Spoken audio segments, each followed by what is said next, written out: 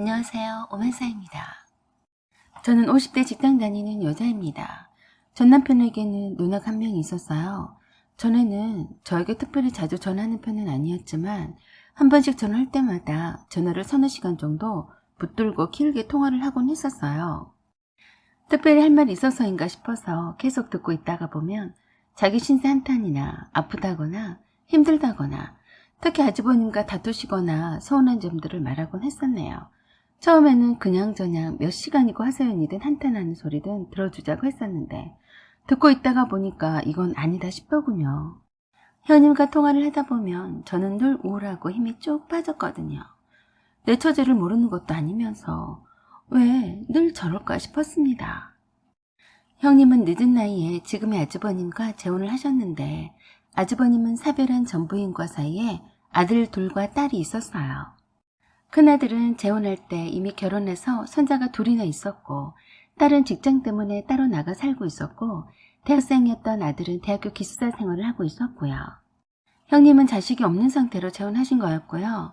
퇴직하시기 전에는 아주버님이 언제나 다정다감하게 잘 챙겨주시고 위해주신다고 저와 남편에게 말하곤 했습니다. 그런데 퇴직한 지 얼마 지나지 않아서 하루가 멀다 하고 다투시는 것 같았습니다. 결론은 모두 다 돈 때문이었습니다.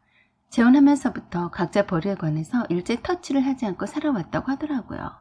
형님이 그동안 받은 급여로도 생활이 충분했기 때문에 일반 생활비와 개인 지출비를 제외하고는 나머지 식비나 관리비 등 공과금 등은 아주버님이 지출하는 것으로 암묵적으로 지내왔었대요. 따로 생활비를 받아 쓰지는 않았다고 했습니다. 제가 보기에는 올해 형님 스스로가 아주버님보다 능력이 있는 여자처럼 보여지길 원해서 받지 않은 면도 있었던 것도 같아 보였습니다. 형님이 재혼하시게 되면서는 기존에 살던 아파트 포함해서 세 채가 있었는데 그중 한 채를 팔아서 현금으로 갖고 있다가 이곳저곳에 투자를 했다고 했습니다. 한 채는 전세를 내어주고 한 채는 월세를 내주고 있다가 최근에 한 채를 어렵게 팔았다고 했습니다. 형님은 자기 재력을 은근히 아주버님에게 과시하는 듯 하기도 했고 퇴직을 하기 전에는 아주버님의 큰며느리와 손주들에게도 용돈도 넉넉히 건네기도 했다고 했습니다. 제가 봐도 우리 형님은 새로 생긴 식구들한테 정말로 잘하려고 하는 것 같았어요. 워낙 아주버님을 닮아서인지 아들과 딸들도 똑같이 착하고 형님에게도 잘한다고들 하더라고요. 형님은 다행히도 좋은 재혼 과정을 이루었던 거죠.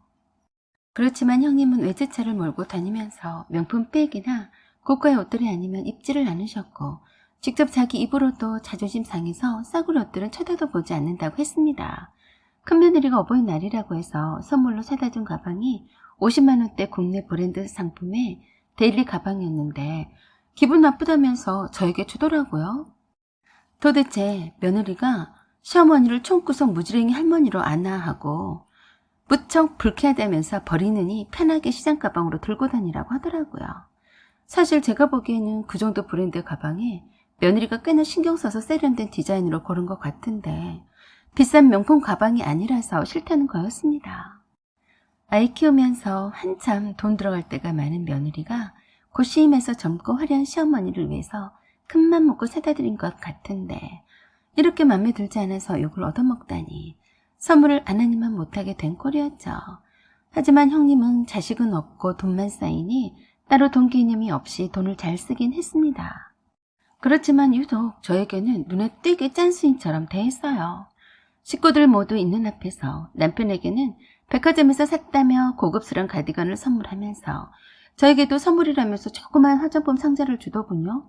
저는 남편 선물도 고마운데 제 선물까지 준비한 것에 대해 감사 인사를 했었죠. 그런데 집에서 펼쳐서 자세히 들여다보니 제 피부톤과 맞지도 않은 어두운 톤에다 사은품으로 받은 거였더라고요. 사은품으로 받은 것을 마치 선물하려고 일부러 산 것처럼 생색을 내며 말했었는데 조금 실망이 되었어요. 그냥 사은품으로 받은 건데 써보라고 했으면 좋았을 것을 좀 그렇더라고요. 형님은 자식이 없는 데다가 남동생 하나뿐이니 남편에게는 각별하게 대합니다. 시부모님에게도 아주 잘하는 효녀이죠. 하지만 저에게는 남 식구라서인지 너무도 딴판으로 대합니다.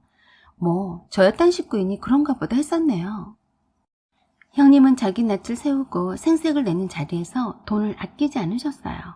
시부모님과 함께 하는 식사 자리에서도 늘 형님의 결제를 하셨고 시부모님의 병원비도 늘 저희보다 많이 내시려고 했습니다. 쿨하게 돈을 척척 잘 냈습니다. 그런 형님이 저는 참 멋있고 대단하다는 생각이 들더군요. 요즘 세상에 아무리 장녀이고 동생보다 여유있게 산다고 해서 부모님 병원비를 적극적으로 결제하겠다고 나서는 자식이 얼마나 될까요? 그런데 우리 형님은 그렇지 않았죠. 하지만 형님이 그런 데는 이유가 있었습니다. 남편이 무능해서 버리기가 시원찮았거든요. 거의 백수나 마찬가지였습니다. 제가 결혼 후에 생활비를 단 한 번도 받아 써본 적이 없었네요. 결혼할 때는 누가 봐도 좋은 직장에 나쁘지 않은 급여에 괜찮았었는데 어느 날 갑자기 저를 불러다 놓고 회사를 그만두고 자기 사업을 하고 싶다고 하더라고요. 어린 아들이 있긴 했지만 밥 굶게는 하지 않겠다면서요. 한 살이라도 어렸을 때 자기를 해보고 싶다고 했습니다. 저는 둘이 벌어서 쪼달리지 않는 생활에 만족하며 그냥 이대로 살자고 했었는데 남편은 제 말을 무시하고 회사를 그만뒀어요. 째째한 돈 받으면서 부당하게 취급받으면서 하고 싶은 일도 못하고 인생을 살고 싶지 않다고 했습니다. 결국엔 당분간 제가 번 돈으로 생활해야 하는 일이었기 때문에 저희 동의를 받고 퇴사를 결정할 줄 알았었는데 제가 걱정이 안 될 수가 없었어요. 남편이 말하는 자기 사업이라고 하는 것이 뚜렷한 계획도 없이 충동적으로 그만둔 것 같아서 너무 기가 막혔어요.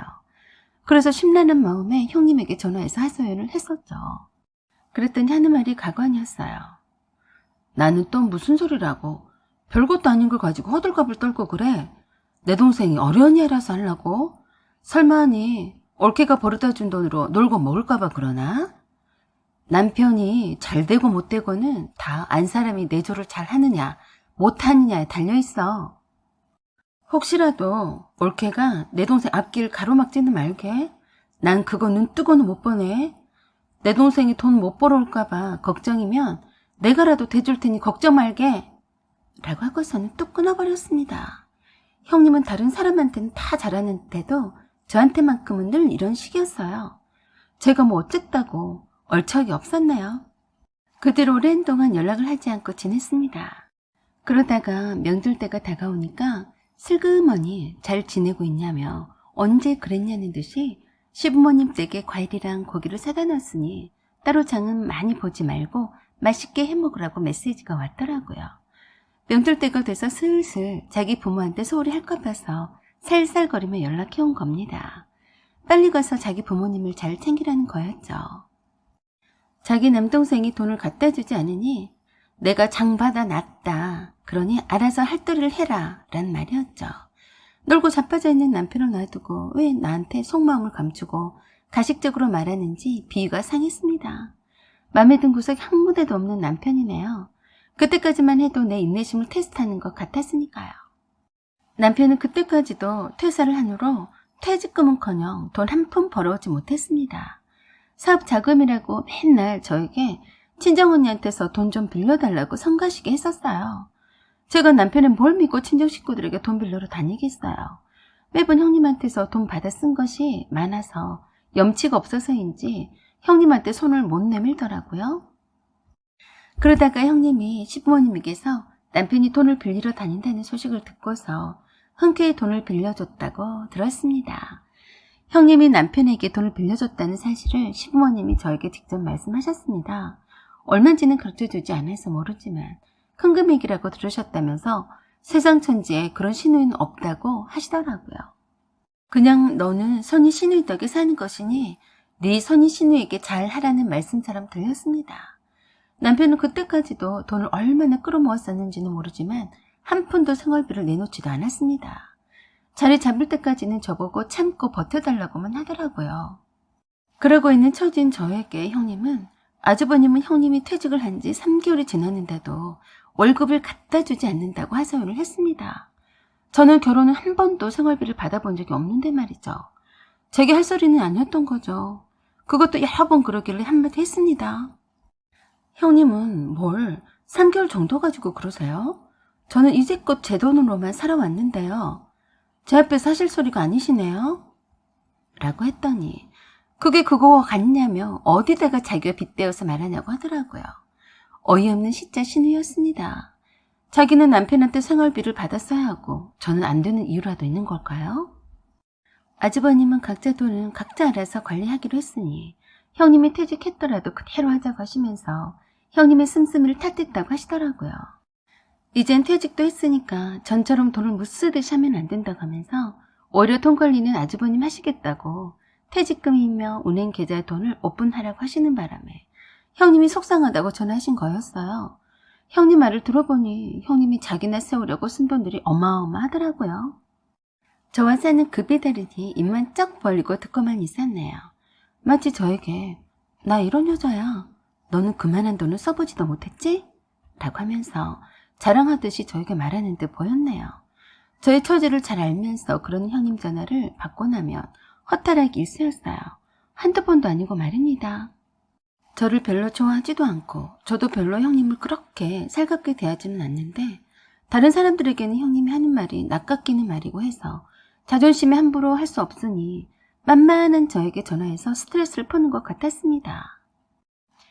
그러던 어느 날 형님이 완전 열불나서 전화를 씩씩거리며 남편에게 했더라고요. 또 무슨 심각한 얘기를 비밀리에 나누나 했더니 형님이 4시간 동안이나 전화를 붙잡고 남편에게 아주버님의 흉을 보는 것 같았어요. 형님과 긴 통화를 끝낸 남편이 그랬습니다. 아주버님의 막내 아들이 결혼을 한다고 하는데 형님에게 돈을 조금 보태달라고 했다네요. 그 일 때문에 형님이 아주버님에게 돈이 없다는 핑계로 줄 수 없다고 하자 차라리 솔직하게 주기 싫다고 하지 왜 없다고 핑계대냐고 하면서 다투셨대요. 형님이 평소에 친자식들은 아니지만 간쓸게도 내줄 것처럼 행동하셨기 때문에 아주버님도 기대를 했다더군요. 이제껏 돈 많은 강남의 사모님처럼 화려하게 다니셨기 때문에 별 대수롭지 않게 돈을 보태줄 줄 알았다네요. 이 일로 인해서 두 분 사이가 급격히 나빠지셨고 한 집에 살면서도 남남처럼 산다고 하더라고요. 그러면서 앞으로도 결혼 안 한 딸도 있고 또 막내 아들이 하는 일을 잘 되지 않으면 그때마다 돈을 빌려달라고 요구하면 체면이 없다고 하기도 참 난감하다고 했답니다. 그래서 고민한 끝에 형님 계좌에 적지 않은 돈을 남편 계좌에 이체해버리고 통장 잔고를 아주버님에게 공개를 했답니다. 돈들이 다 묶여 있어서 실제 잔고가 없다는 것을 알려줬다고 했습니다. 그렇게 해서 형님은 막내 아들의 결혼에 돈을 한 푼도 보태지 않았다고 하더라고요. 이 소식을 들은 시부모님은 한술 덧떠서 형님 앞으로 되어 있는 2채의 부동산도 남편 앞으로 명의 이전을 해놓으라고 하셨대요. 혹시 모르는 일이니 형님 명의로 된 2채의 집을 담보 잡아서 대출이나 돈을 빌려달라고 할 수 있으니 미연에 방지하라고 하셨다고 했습니다. 형님은 아주버님이 생활비도 내놓지도 않아서 괘씸하던 차에 스스로 호구짓을 하지 않겠다며 시부모님이 좋은 대로 남편 명의로 집 2채를 이전해 주었다고 했습니다. 남편이 하고 있는 사업이 수익이 잘 나고 있는 것처럼 꾸몄는지 아니면 실제로 수익이 있는지는 믿을 수는 없지만 매매 형식으로 금융거래 증빙을 했다더군요. 실제로는 남편은 형님이 맡겨놓은 돈으로 형님의 부동산을 산 것처럼 했다고 하더라고요. 그런데 말입니다. 남편은 형님의 부동산 2채와 적지 않은 돈을 거머쥐더니 마치 자기 것인 것 마냥 대출도 받고 하면서 사업을 확장한다고 열한을 피웠습니다. 저는 그런 남편이 우려스러워서 형님의 부동산이니 형님에게 물어보고 하라고 했는데 알아서 할 테니 신경 끄라더군요. 그래, 자기네들끼리 북치고 장구치고 잘들 해봐라 하고 두고 보자 했는데 아니나 다를까 언제부터인가 남편이 사색이 다 된 얼굴로 집에 늦게 오는 날이 많아지더니 잠도 못 자고 끙끙 앓기 시작했습니다. 자기 서재방에서 제가 들어가지도 못하게 하고 말도 못 붙이게 진상을 떨더니 결국 좋지 않은 일이 터진 게 분명한 듯 한데 원래부터 자기 일에 간섭하는 것을 싫어하니 그러려니 했습니다. 어느 날 남편이 제게 이혼을 하자고 해서 깜짝 놀랐습니다. 제가 이혼을 하고 싶다고 했어도 절대 하지 않겠다던 사람인데 웬일인가 했어요. 자세한 얘기는 할 수 없다면서 아무튼 형님 돈과 부동산 2채도 다 날리고도 빚이 있다고 하더라고요. 정말 어이가 없고 기가 막히더군요.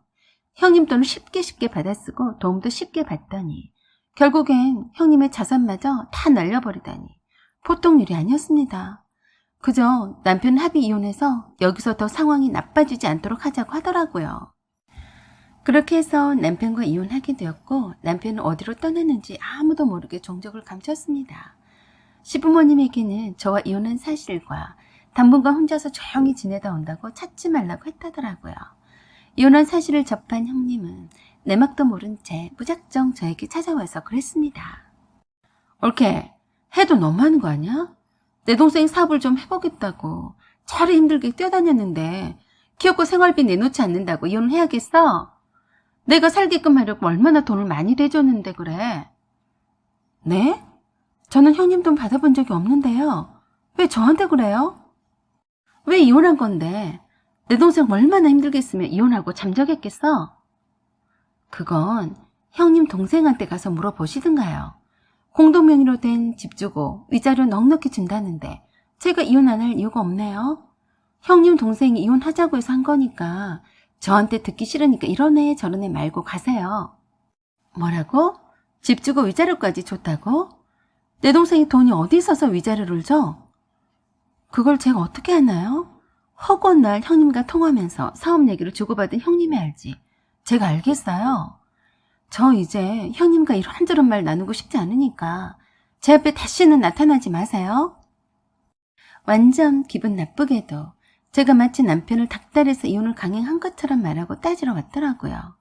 그깟 외벌이로 자기 남동생을 먹여 살렸다고 얼마나 유세를 부리고 했으면 이혼을 해줬겠냐는 말을 하러 온 거였죠. 당장에 나이가 많으신 시부모님도 모시게 할 궁리를 하던 중이었는데 말입니다. 형님은 끝까지 제 말은 듣지도 않고 제 탓을 하며 일장연설을 하며 그동안 참고 참았다면서 남자기는 여자가 할 나름인데 자기 동생이 저를 만나지 않았다며 잘 살고 성공했을 거라면서 저를 만나서 재수 없이 모든 게 다 꼬인 거라고 막말을 하고 갔습니다. 그래서 저도 쥐지 않고 한마디 해줬네요. 잘 됐네요. 이혼했으니 이제 성공할 일만 남았으니 무슨 걱정이에요? 형님이 박수치고 환영할 일 아닌가요? 무엇이 걱정이고 심란해서 이렇게 난리방구 치는 거예요? 형님이나 잘 사세요. 척하고 가식적으로 살지 말고요. 소금 뿌릴 테니까 얼른 나가세요. 다시는 만나고 싶지 않아서 친정집 가까운 곳으로 이사를 해버렸어요. 그 후론 볼 일이 없었습니다. 이혼한 남편이나 시부모님이나 형님도 한동안 연락이 없이 지내던 어느 날이었어요. 형님의 회사 제 책상 번호로 전화를 했더라고요. 만나자고요. 저는 단번에 거절했습니다. 저보고 알고 있었잖냐고 하더라고요. 형님이 뒤늦게서야 남편 회사가 차린 지 얼마 되지도 않았는데 망했다는 것을 알게 되었고 그때까지도 남편은 도망쳐서 나타나지 않고 있다고 했습니다. 그걸 또 제 탓인양 돌리더라고요. 누군가에게 화풀이 대상이 필요했는데 제가 만만했나 보더라고요. 마치 제가 자기 동생을 꼬드겨서 이혼을 하기 위해서 돈을 빼돌린 것처럼 말했습니다. 위자료 받은 돈이 자기 돈이라고 우겼어요. 재혼한 전처 자식들에게 돈을 뜯기지 않으려거나 아주버님에게 통장 잔고를 보여주며 돈이 없어서 생활비를 받아내려고 일부러 전남편 계좌로 이체해준 것이라고 했습니다. 그래서 이제 와서 어떡하라고. 저에게 받은 위자료는 자기 돈이었으니 다시 돌려주라고 억지를 했습니다. 저는 어이가 없어서 그랬네요. 저한테 위자료 준 사람한테 말씀하시죠. 저는 형님이 말한 그대로 했을 뿐이네요. 형님이 그랬잖아요. 동생 하는 대로 따라하라고요. 그러니까 형님이 그 잘난 동생한테 따져 물으세요. 백날 저에게 전화해서 하소연해봤자 자기 돈을 찾을 수 있나. 얼마나 답답했으면 저한테 위자료 받은 거 돌려달라고 억지 부릴까 싶어서 참 안 됐다는 생각이 들었습니다. 참 웃기게도 이혼한 저에게까지 와서 자기 남동생이 한 짓을 제 탓인 마냥 돌리고 싶어하는 눈치였습니다. 그 뒤로는 소식을 듣지 못했습니다. 형님도 더 이상 저에게는 연락할 일이 없었고요. 아주버님도 좋으신 분이니 아마도 두 분이 별일이 없다면 잘 사실 거라고 봅니다. 전 남편이었던 형님의 남동생을 시부모님과 함께 그리 싸고 돌더니 결국엔 형님의 자존심과 같았던 부동산 두 채와 금융자산을 몽땅 날려버렸습니다. 저는 덕분에 재산분할 따로 할 필요도 없이 기존 집과 위자료도 넉넉히 받았으니 잘 이혼한 셈이었죠. 그동안 전 남편이 저와 함께 살면서 잘한 것 하나 없었는데 이혼은 깔끔하게 잘해주어서 그나마 다행이었습니다. 아들 아빠이긴 하지만 다시는 얼굴 보고 싶지도 않고 어디서 뭘 하든 관심 없습니다. 저는 이제 늦게나마 새 인생을 찾으려고 합니다. 사연은 여기까지입니다. 여러분의 생각과 의견을 댓글로 달아주세요. 구독과 좋아요 그리고 댓글 부탁드립니다. 감사합니다.